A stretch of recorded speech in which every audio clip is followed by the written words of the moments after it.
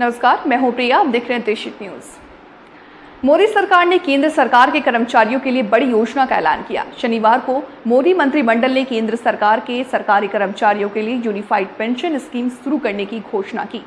आइए जानते हैं कि इस योजना की 10 बड़ी बातें क्या क्या हैं। इस स्कीम का उद्देश्य है सरकारी कर्मचारियों के लिए सुनिश्चित पेंशन, सुनिश्चित पारिवारिक पेंशन, सुनिश्चित न्यूनतम पेंशन प्रदान करना।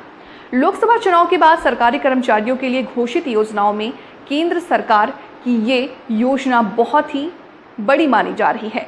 इस योजना के माध्यम से केंद्र सरकार केंद्रीय कर्मचारियों को न केवल लुभाने की कोशिश कर रही है, बल्कि केंद्र सरकार कर्मचारियों की लंबे समय से चली आ रही मांगे पूरी की है। केंद्र सरकार के कैबिनेट में मंजूरी की गई यूनिफाइड पेंशन स्कीम 1 अप्रैल 2025 से प्रभावी होगी। यूपीएस के तहत सरकार ने सरकारी कर्मचारियों के लिए वेतन का 50% पेंशन के रूप में सुनिश्चित किया है। नई योजना के अनुसार सरकारी कर्मचारी 25 साल की न्यूनतम योग्यता सेवा के लिए सेवानिवृत्त से पहले पिछले 12 महीनों में ली गई औसत मूल वेतन का 50% पेंशन के रूप में पाने के पात्र होंगे। यूपीए योजना के तहत सुनिश्चित पारिवारिक पेंशन के लिए कर्मचारी की पेंशन का 60% उसके निधन के तुरंत पहले निकाला जा सकता है। इस योजना के तहत सुनिश्चित न्यूनतम पेंशन के मामले में सरकारी कर्मचारी न्यूनतम 10 वर्षों की सेवा के बाद सेवानिवृत्ति पर 10,000 रुपए प्रति माह प्राप्त करने के पात्र होंगे।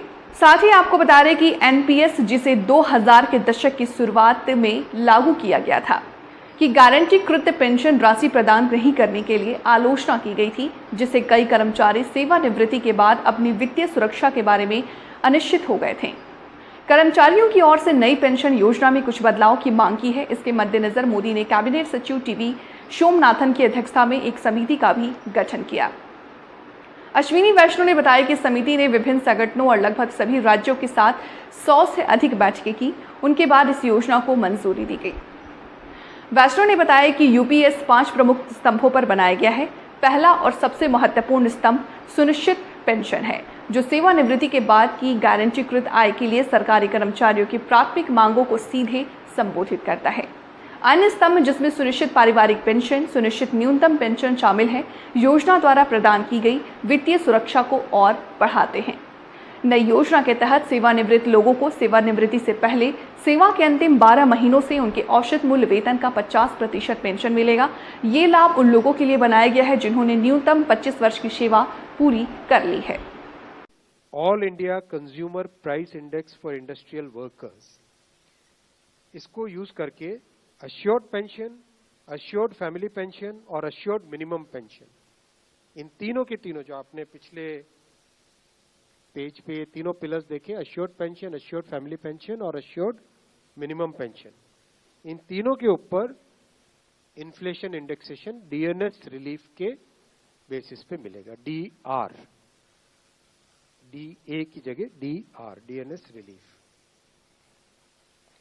5वां पिलर है इस स्कीम का lump sum payment at superannuation in addition to gratuity. ये एक तरीके से बहुत ही इंपॉर्टेंट और बहुत ही बड़ी एक रिलीफ मिलेगी। जब सुपर एन्युएशन होता है तो उसके बाद में इंसान अपनी लाइफ को प्लानिंग जिस तरह से करना चाहिए, तब कई बड़े खर्चे आते हैं। इसलिए ये लंप सम एक अमाउंट तय किया गया। यह है कि हर 6 महीने की सर्विस के लिए मंथली एमोल्यूमेंट्स, विच मीन्स पे एंड डीए कंबाइंड, उसका 10% अमाउंट।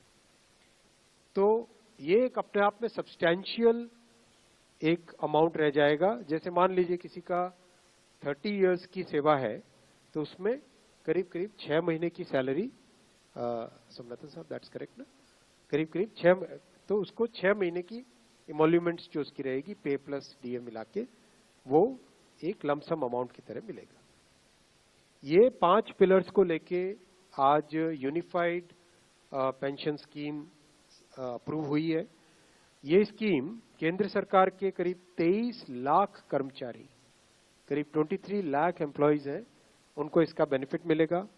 ऑप्शन रहेगा, कोई अगर एनपीएस में रहना चाहे तो एनपीएस में रह सकता है, यूपीएस में ऑप्ट करना चाहे, which is naturally a very attractive scheme, तो उसमें ऑप्ट कर सकता है। प्लस राज्य सरकारें अगर इसी फ्रेमवर्क को, इसी आर्किटेक्चर को यूज करना चाहे तो राज्य सरकारें भी इस आर्किटेक्चर को यूज कर सकती है। अगर राज्य सरकार के कर्मचारी भी इसमें शामिल होते हैं तो करीब 90 लाख के आसपास टोटल कर्मचारी इसका बेनिफिट मिलेगा।